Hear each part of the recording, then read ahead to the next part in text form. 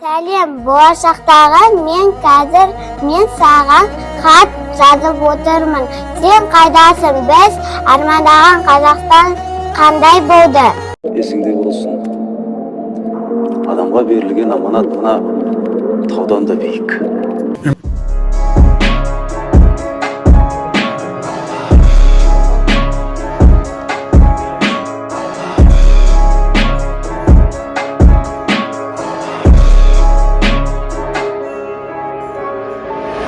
Бізде бәрі бұд, Абу Талиб тут.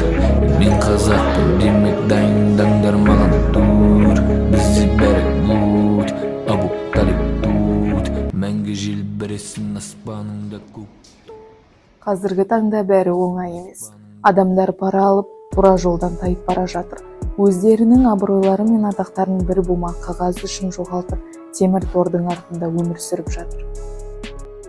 Бірақ мен болашаққа сенемін.